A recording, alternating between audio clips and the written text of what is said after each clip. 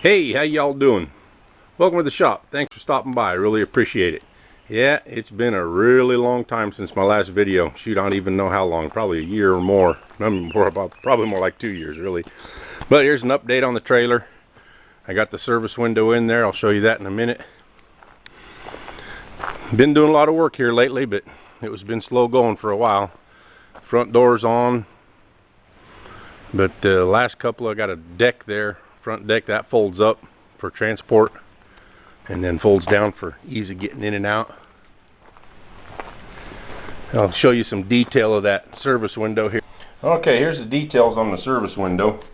There's this, let me step back, see if I can get it all. I'm on the inside of the trailer again, and that would be the right side service, and this is the left side service. This middle panel is fixed. It doesn't move, but these two slide open for service, so we can have two service windows. I just had these made at a local glass company. It is tempered glass, cut to the size I wanted, and I just had them wrap this wrapping, which really, this is just like a storm wrapping they put around it, which is nothing fancy. It's kind of lightweight aluminum, but it's okay. What I did for the framework is I mounted this aluminum U-channel, just screwed it in through the bottom, top, the sides, the bottom, and of course over on, again, up on that side over there.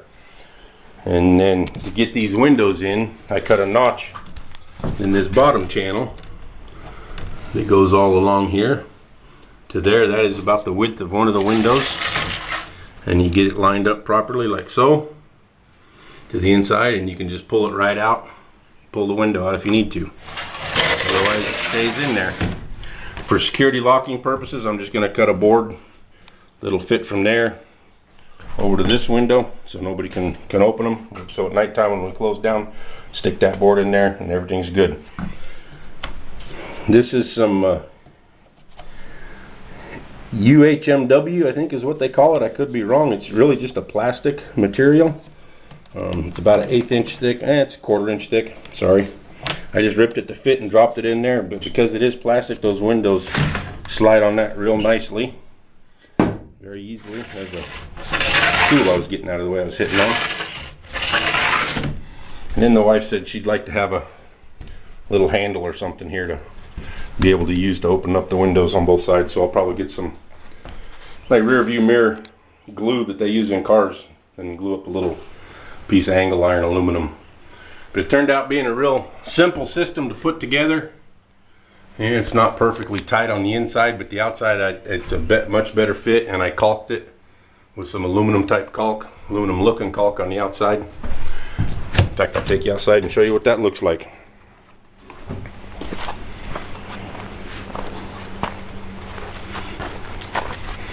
So for the center window, you can see that the two sliders sit in the track. The center window I just put up against the track here, and then just put this piece of aluminum angle iron in, tied against it, and screwed it in top, or at the top up here and at the bottom down here where I was before, getting my words mixed up. So that holds that in, and then I just use this, it's aluminum, a silver caulk that looks like aluminum, to seal everything for water. And we've had some good rain since I got this in a couple of months, about a month ago. Actually, I think it was a few months ago. It was back in January, February when I got this window in on a decent weekend. And we've had some good weather since then, and it's been good and watertight. And then I've got the hinge up here for the marquee. I just haven't built the marquee yet, but it's bolted up, ready to go when I get the marquee built. Got to find somebody that can weld aluminum for me, because I've got the material to build it. I just don't have a way to weld up aluminum. So it's aluminum framework with a piece of metal on the outside. It'll come down to about here, probably from there down to about here, and then the bottom foot or so is going to be a sign that when the marquee is up, it's a little roof over the service windows, and then the sign sticks up above that with a light behind it, so we can put kettle corn or pork skins or something like that in there. Anyway, that's a service window. I fretted and fretted and fretted a lot over what to do there, and it turned out to be really simple, and I'm really happy with it, truthfully. Turned out pretty good. Works good. We'll just see how long it lasts. Here was a big step we got done a couple weeks ago. Got the back doors on, And I can't open those while I'm holding the camera, so I'm going to shut this off and open those up and show you how the doors are going to work and how the whole back area is going to work. Be right back. Alright, got these opened up a little bit. When the trailer is going to be in use, this is going to be a back deck that where I'll put the kettle for cooking the kettle corn. So this one side door will make one side of the deck, the other side door, the other lower back door will make the other side deck. The upper door will be the roof. Of course, I've just got a short board right there holding it up right now, but it'll be up a lot higher. And then there'll be a deck somewhere in there, screwed down, hinged down, that will fold down to make the floor of this back deck. And then there'll be a piece on the back of it that will hinge up and make the back area that will hook in with the two side doors on either side to make the back part of the open area. And then probably what I'll do is have some posts with brackets that'll go here to hold the roof up. Now the roof is a full 4-foot wide piece of sheet material that I put that aluminum on. And these doors are only, I think, about 34 inches. So the roof will overhang the back deck a little bit, but that's alright. I'm kind of wanted that for rain. The other thing we got done yesterday, my son Brian came and helped me, and we got that big old massive hood up and mounted. And that thing weighs a ton. Well, at least it seems like to an old man like me it weighs a ton. That was not easy for the two of us to manhandle up and in there, but we finally got it bolted up. Had to punch the holes through the roof, which I don't even know if you'll be able to see this or not now that everything's closed up there. There's the fan up there.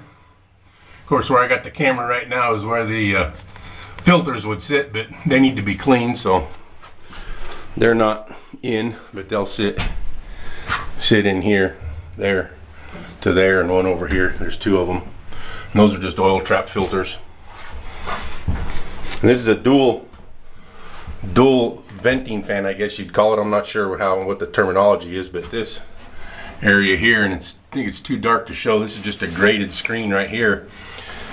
This air flowing through here is behind this panel, which goes up above into a separate plenum up there, and this is for pulling the exhaust fumes off of the fryers. It'll sit right here. The two fryers will be right here, so that'll pull the exhaust fumes from the burned propane up and exhaust that out. And then up here is where the actual steam and oil from the machine, from the frying and cooking, goes. I've also got the gray water tank in. It's just kind of sitting there right now. I'm waiting for a couple more fittings that are on order. I had to buy a new gate, dump gate valve for it. That'll be out underneath the trailer through that little opening down there. And so I had to raise that floor up a few inches, frame this here up to be able to fit the tank in there, so that'll get covered with plywood when I'm all done getting it mounted in. And that's where the actual water from the sinks will go in. That opening there is going to be sealed off. No need for it. But I still also have to run some water lines in here for the water coming in, and another drain line for when I have a direct. When I hook up some places, I can run my sink water straight into a ground drain without using the tank. So that'll be a dual system there. I'll take you outside and show you the back up where the fan is up on the roof.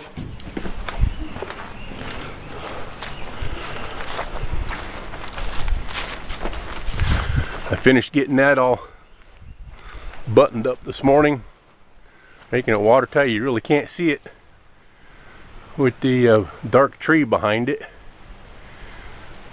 See if I can get in a spot where it'll show up a little better.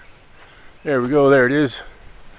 That's the exhaust fan, and it's sitting on a wood box that we had to build a plenum to join the two vent openings in the top of the hood together to go out the one fan.